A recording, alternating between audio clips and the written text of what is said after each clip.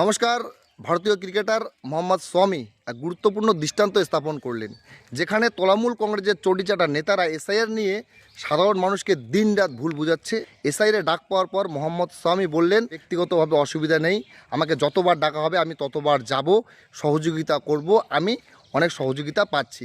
এবং পশ্চিমবঙ্গ সর্বসাধারণের জন্য বললেন, আপনারা অযথা ভয় পাবেন না, আপনারা যান, আপনারা সহযোগিতা পাবেন এবং আপনারাও সহযোগিতা করুন।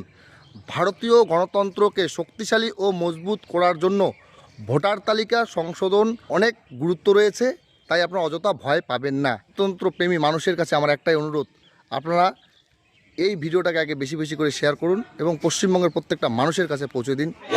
सबका अधिकार है, सबको करेक्शन करना चाहिए, जहाँ पे आपका वोट है आपको जाना चाहिए। और एसआईआर कोई ऐसी चीज़ तो नहीं है कि आपको कोई हार्म दे रही है। मैं कहता हूँ जिसकी आपकी जिम्मेदारी है, आपका अधिकार है, आपको आना चाहिए, आपको करेक्शन करना चाहिए, आपको वोट बनवाना चाहिए, ये तो अच्छी चीज़ है। अगर मुझे इनवाइट किया तो मुझे कोई दिक्कत नहीं है और बहुत अच्छे से इन लोगों ने हैंडल किया है, अच्छे से वेरिफिकेशन किया है। और हमारे पीएनओ जी भी हैं,